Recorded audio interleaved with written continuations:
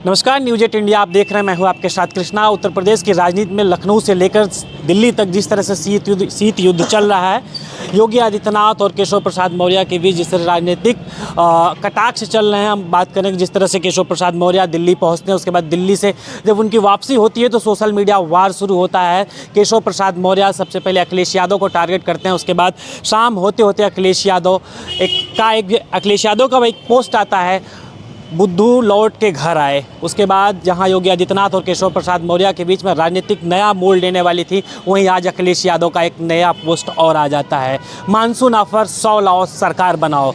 तो तमाम सारे मुद्दों पे हमारे साथ बनारस वाले मिश्रा जी हैं, जो खुलकर राजनीतिक मुद्दों पर बड़े बेबाकी से जवाब देते हैं। सर, जिस तरह से सोशल मीडिया पे वार चल रहा है, केशव प्रसाद मौर्य, अखिलेश यादव जी, योगी आदित्यनाथ जी, बीजेपी के तमाम सारे बड़े नेता, लेकिन आज अखिलेश यादव का एक सोशल मीडिया पे जो पोस्ट होता है, मानसून ऑफर चल रहा, 100 लाओ सरकार बनाओ, भारतीय जनता पार्टी में हड़कंप मच जाता है। कैसे देखते हैं आप?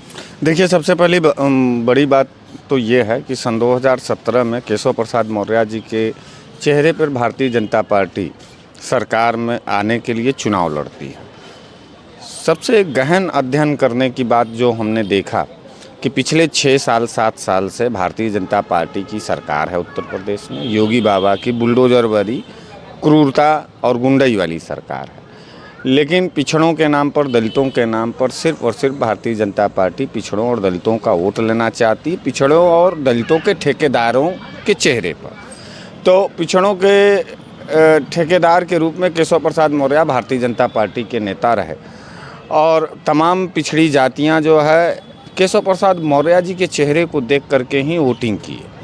लेकिन ये जो आरएसएस के लोग हैं, भारतीय जनता पार्टी के लोग हैं, ये सिर्फ और सिर्फ पिछड़ों की बात तो करते हैं, पिछड़ों के ठेकेदारों को तो मंत्री बना देते हैं, लेकिन इनको सरकार की मुख्य भागीदारी नहीं देना चाहते हैं। इसके पीछे लॉजिक ये है कि कभी भी पिछड़ों और दलितों की हिमायती भारतीय जनता पार्टी और आरएसएस नहीं रही है।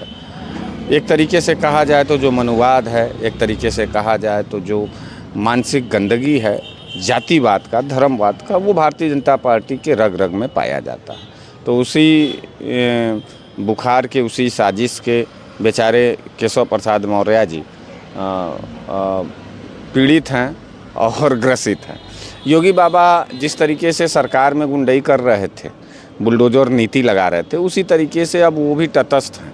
और भारतीय जनता पार्टी का इस तरीके का बर्बादीकरण हम लोगों ने सोचा था कि भारतीय जनता पार्टी अगर टूटेगी, गिरेगी, भ्रष्ट होगी तो वो अपने ही कुनबे के युद्ध से होगी। देखिए, आज पूरे देश के अंदर मोदी जी की तीसरी कार्यकाल है और पूरे देश उत्तर प्रदेश में दूसरा कार्यकाल योगी जी का है, लेकिन पिछड़ों की भागीदारी नहीं है।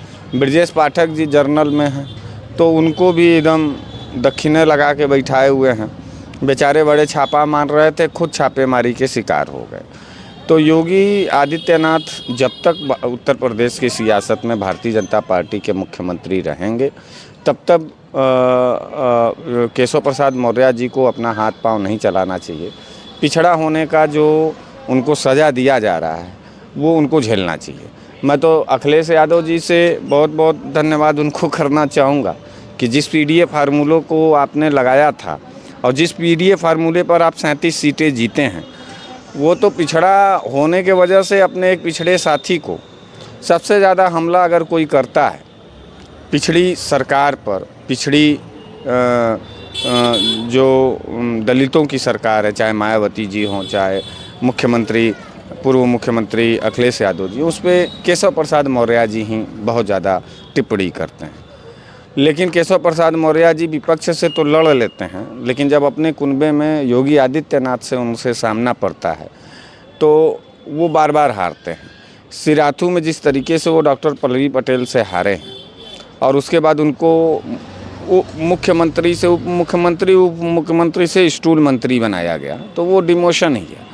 तो मुझे लगता है कि केशव प्रसाद मौर्य जी का स्वाभिमान अब पूरी तरीके से मर चुका है। इतनी जलालत के बावजूद भी भारतीय जनता पार्टी के खेमे में खड़ा रहना, आरक्षण लूट जाना, पिछड़ों को पूरा उनका हिस्सा लूट लेना, दलितों का हिस्सा लूट लेना और उसी सरकार में जाके डिप्टी सीएम बने रहना, तो उनका स्वाभिमान बिक चुका है।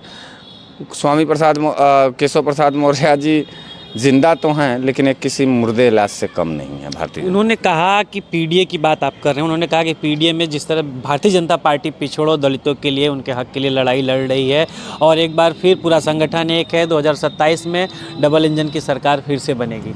और उन्हें बताया कि जो समाजवादी पार्टी, जो इंडिया अलायंस है, इन्होंने पिछड़ों के साथ छल किया। अब इनको ऐसा ही चालीसा पढ़ने दीजिए। ये भाजपा चालीसा पढ़ते पढ़ते अपने वजूद को ख़त्म कर लेंगे।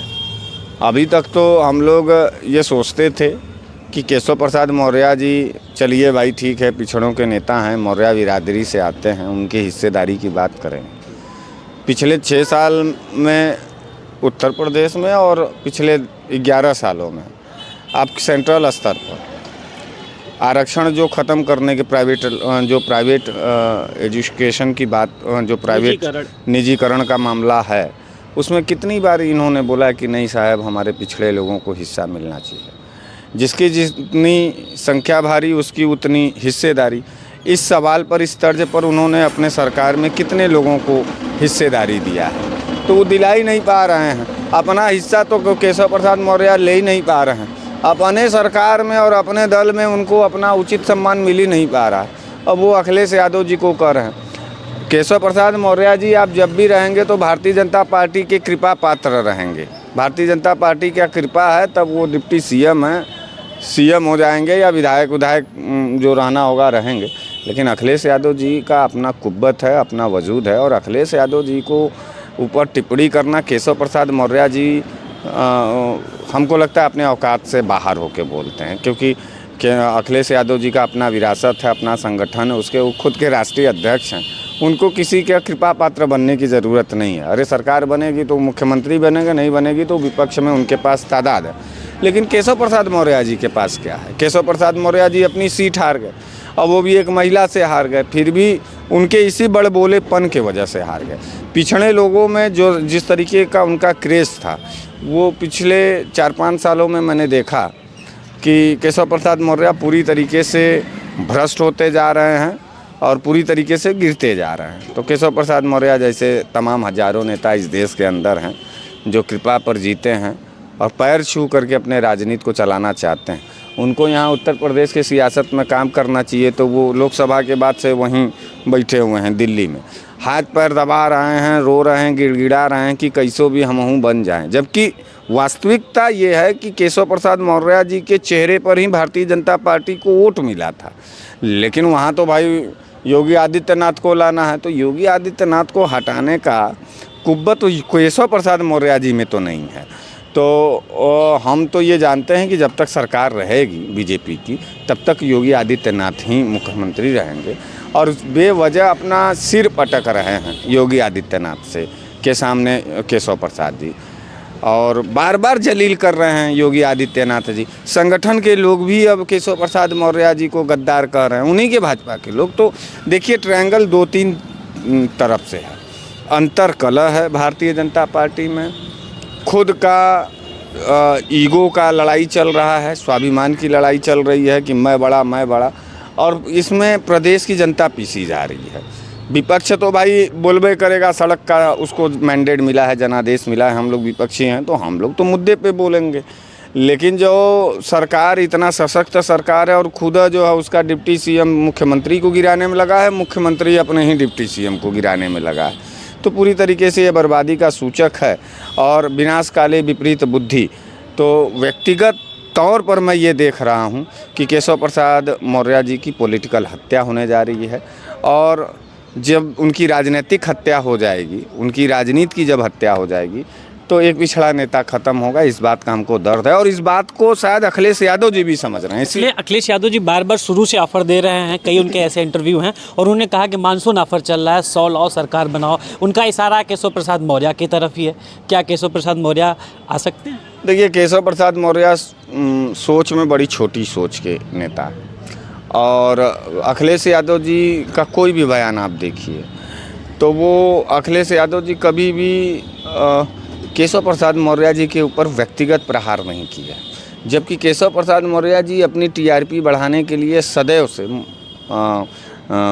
अखिलेश यादव जी के ऊपर व्यक्तिगत टिप्पणी किए, समाजवादी को समाप्तवादी पार्टी कहे और घमंडी नेता कहे, तो ये किसके ऊपर वार कर रहे हैं? ये समाजवादी पार्टी के ऊपर वार नहीं कर रहे हैं, ये एक पिछड़े नेता के ऊपर प्रहार कर रहे हैं। तो जो व्यक्ति अपने कुनबे का ना हो सका, जो व्यक्ति अपने पिछड़ी जातियों का नहीं हो सका, जो व्यक्ति इस पूरे जातिवाद के जंजाल में अपने बिरादरी, अपने पिछड़ों के हक और हुकूक की बात नहीं कर सका, तो वो मुख्यमंत्री नहीं प्रधानमंत्री हो जाएगा, वो टैटू रहेगा।